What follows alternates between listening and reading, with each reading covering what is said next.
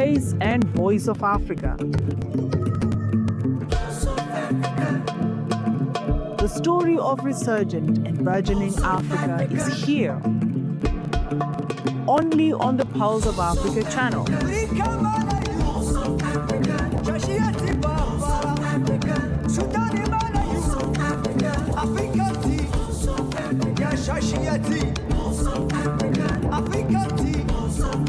Pulse of Africa, the face and voice of Africa.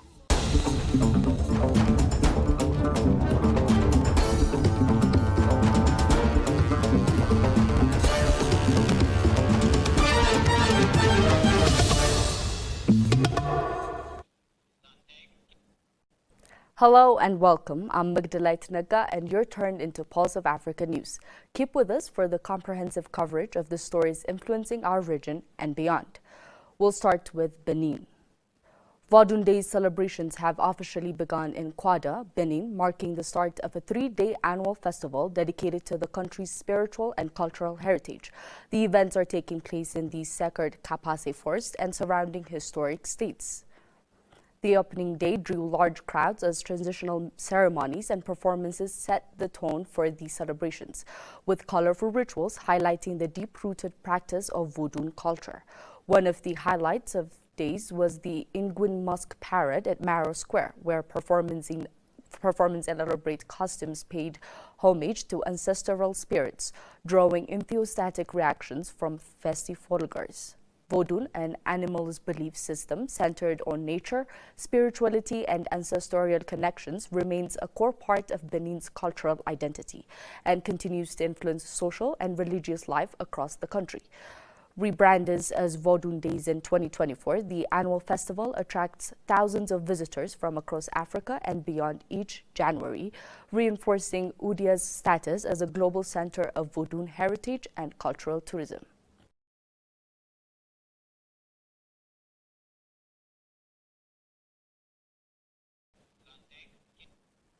U.S. film actors Megan Good and Jonathan Majors have traveled to Guinea, where they are set to be granted citizenship after a DNA test traced their ancestry to the West African nation. The movie follows a growing trend across Africa, encouraging members of the diaspora to reconnect with their roots.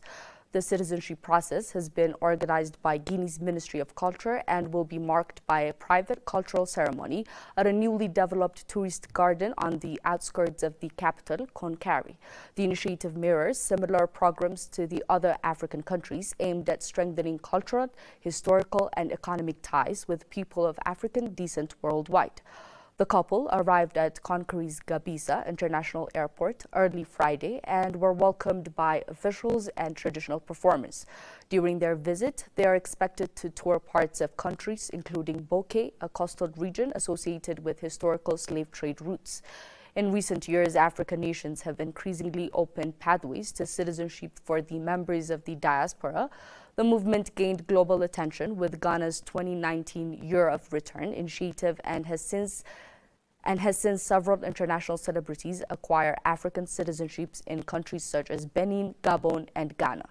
Guinea has a long history of hosting figures from the African diaspora, particularly during the post-independence era when it became a refuge for artists and activists. Despite its vast mineral wealth, the country continues to face economic challenges, and even as it seeks to leverage culture and heritage as part of its engagement with the global African community.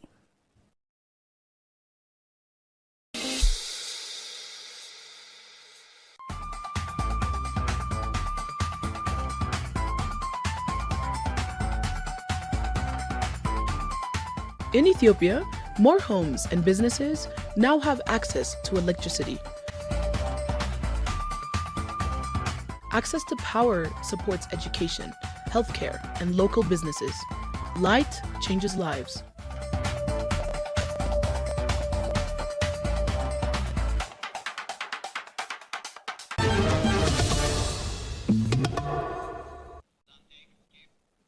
Addis Ababa is buzzing today as music lovers gathering at Millennium Hall.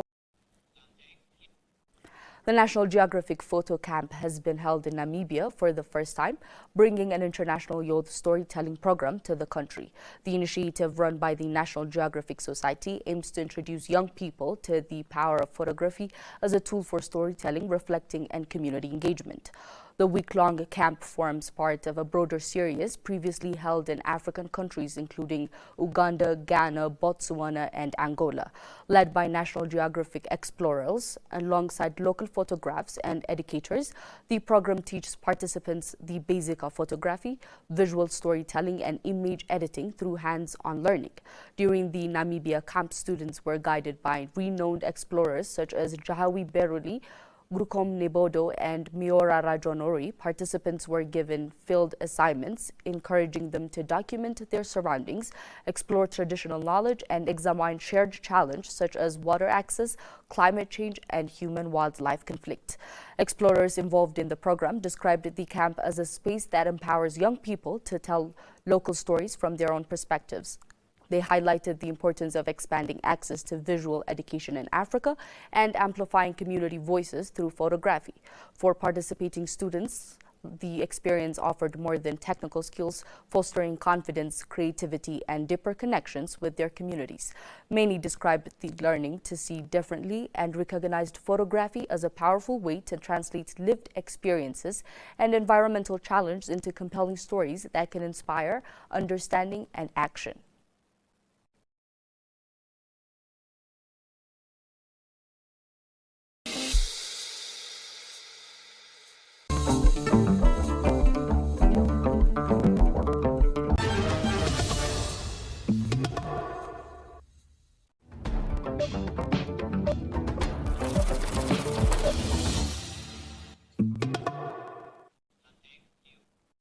Moving to business news. New investments have been confirmed to support the protection of Kenya's coral reefs as the United Nations Development Capital Fund, through the Global Coral Reef Fund, signed 2 financing agreements in Nairobi. The initiatives aim to expand reef-friendly businesses while strengthening coastal economies and reducing pressure on fragile marine ecosystems.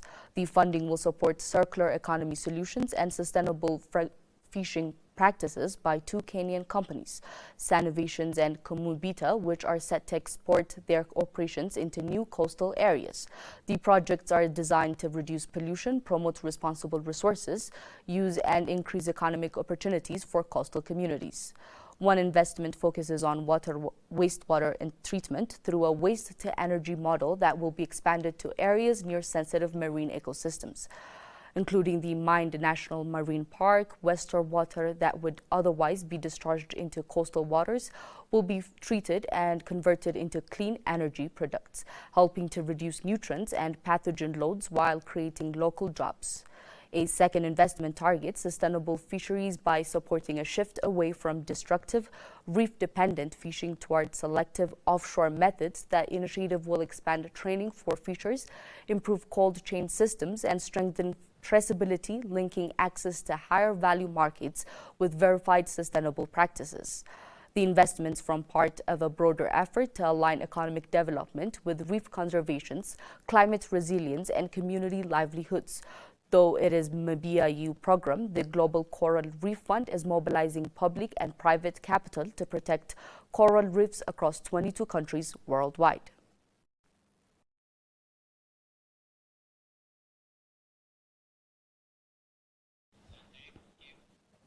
The United States has pledged to strengthen support for Seychelles in combating financial crime, reaffirming its commitment to closer cooperation. While the Asland nation, the assurance was made during a virtual farewell call between U.S. Ambassador to Seychelles Henry Jardine and Seychelles Minister for Foreign Affairs and Diaspora Barry Fair. Ambassador Jardine highlighted ongoing collaboration between the Central Bank of Seychelles and U.S. Departments of the Treasury as key pillar in effort to fight financial crime. He noted that enhanced information sharing and technical cooperation remains centered to strengthening regulatory and financial oversight frameworks. Beyond financial crime, the ambassador pointed to broader areas of bilateral cooperation, including law enforcement training, military capacity building initiatives, and the United States' regular participation in Seychelles National Day celebrations. Jardine said Washington was keen to deepen the already strong relationship with Seychelles, stressing that cooperations between the two countries would remain robust even after the end of the 3-year tenure as non-resident ambassador. Minister Fair thanked the ambassador for his engagement and dedication, expressing appreciation for the strong partnership and reaffirming Seychelles' commitment to maintaining close and productive relationships with the United States.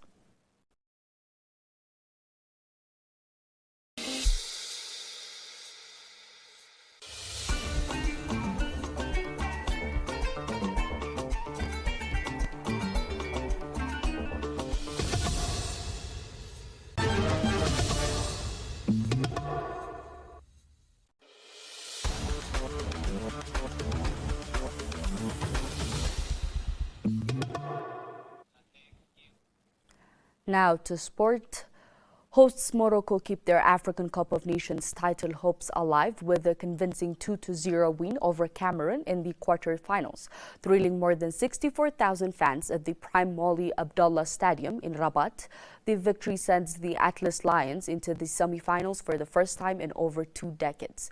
Real Madrid winger Brahim Diaz continued his find from scoring his 5th goal of the tournament to give Morocco the lead in the first half. Ismail Saberi added a second after the break, confirming a dominant performance by the tournament hosts.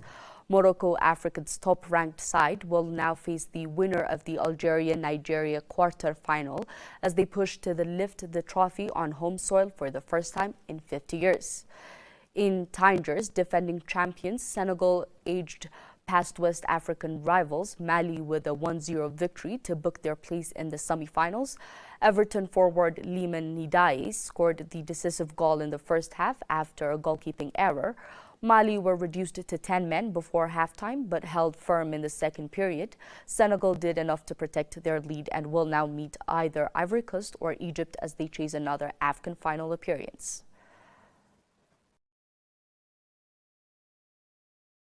An idea of the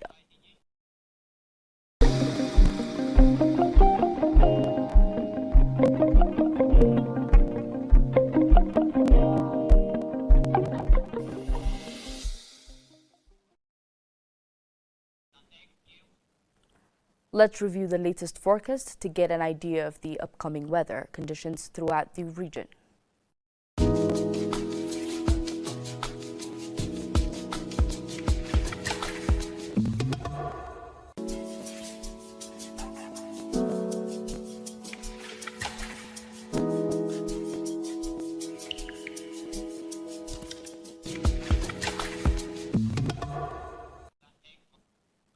That's all for today. Before I conclude, I would like to invite you to watch our weekly program, Editorial, which is coming up next.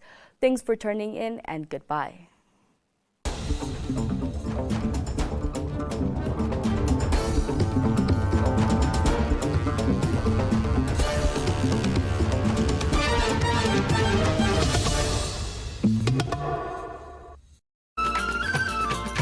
This is Editorial from Pulse of Africa, the voice and face of Africa.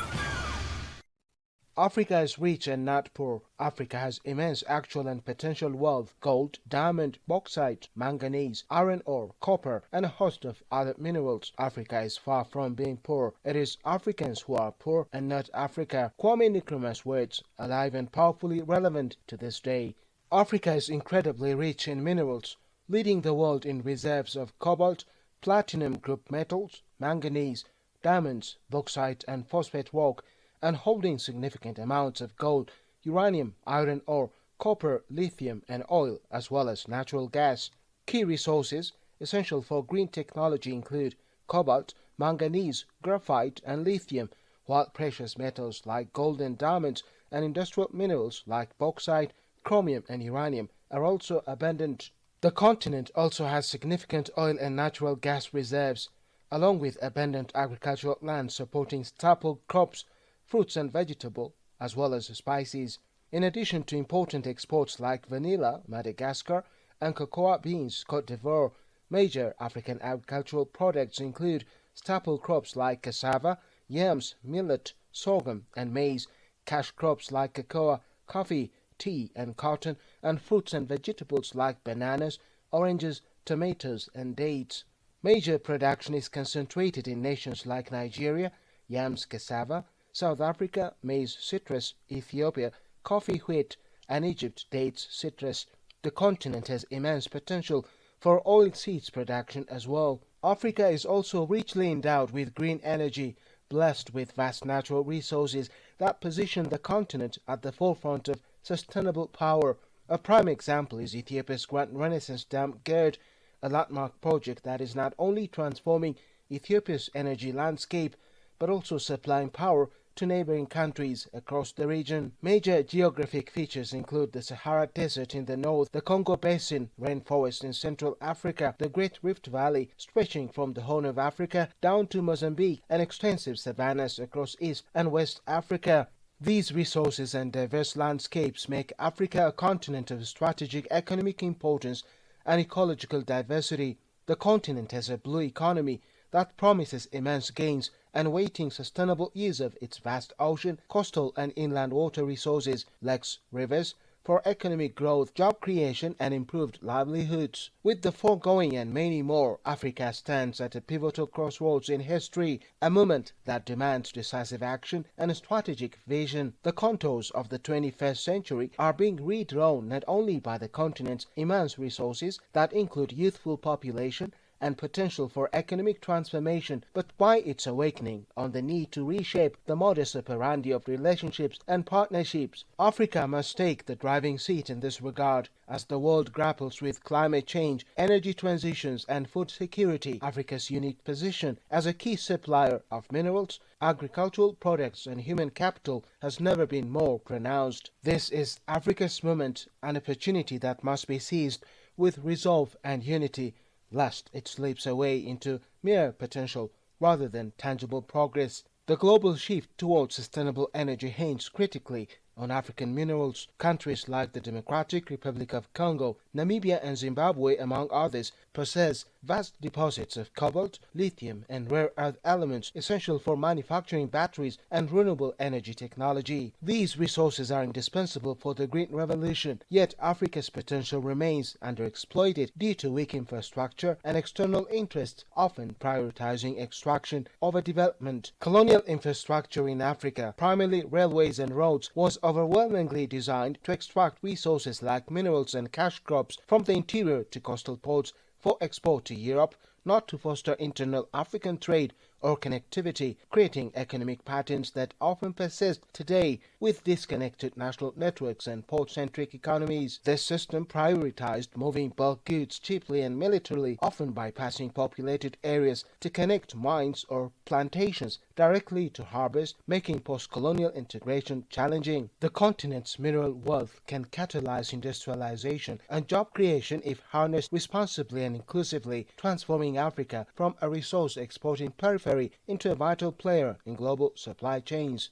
Similarly, African agriculture holds the key to global food security. With 1 billion people and vast arable land, the continent has the capacity to feed itself and contribute significantly to the world's food needs. However, challenges such as climate change, inadequate infrastructure, and limited access to technology hamper productivity. Investment in sustainable farming practices, irrigation, storage, and market access can unlock this potential, making Africa a cornerstone of global food stability. As climate shocks threaten food supplies worldwide, Africa's resilience and capacity for adaptation become even more critical. It is the greatest anomalies of all for Africa to be importing food worth $60 billion annually. That must change as it drains its hard-earned hard currencies. Moreover, Africa's demographic landscape is a defining feature of its strategic importance. The continent's youthful population, over 60% under 25, represents a formidable workforce and innovation hub for the future. While demographic decline in Europe, Japan, and parts of North America raises concerns about aging populations, Africa's youth can drive economic growth, technological advancement, and cultural influence. Harnessed effectively, this demographic dividend can position Africa as a global economic powerhouse capable of shaping international norms and policies. Recognizing these realities, the global community is increasingly focusing its attention on Africa. From China's Belt and Road Initiative to Western investments in infrastructure and technology, Africa's strategic significance is undeniable. Yet, to translate this attention into sustainable benefits, the continent must act collectively and decisively. This is where African institutions like the African Union, regional economic communities, and individual nations have a crucial role to play. The African Union must actualize its evolution from a diplomatic body into a proactive agent of continental integration and development by fostering political stability, harmonizing policies, and promoting intra-African trade. The AU can create a cohesive front that amplifies Africa's voice on the world stage. Initiatives like the African Continental Free Trade Area are vital in this regard, offering the promise of a unified market that can attract investment, reduce reliance on extractive industries, and elevate Africa's bargaining power. The AU's leadership in conflict resolution, governance reforms, and sustainable development is essential to create an environment conducive to economic growth and social cohesion. Crucially, Africa's power resides in its ability to speak with a unified voice. A cohesive and assertive continental voice is necessary to negotiate fairer terms in trade, climate action, and development aid.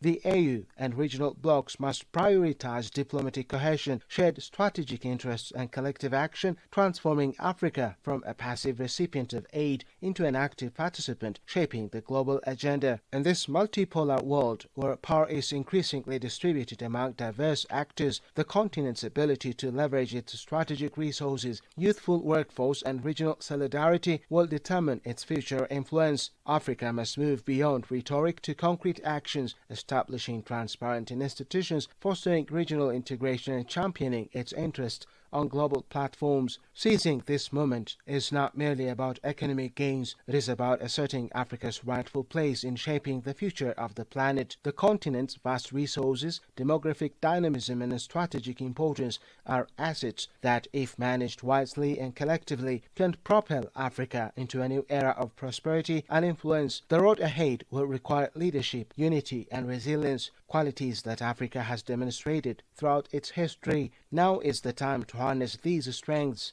to speak with a unified voice, and to transform Africa's strategic significance into tangible benefits for its people and the world. Africa's moment is here. Let it be seized decisively.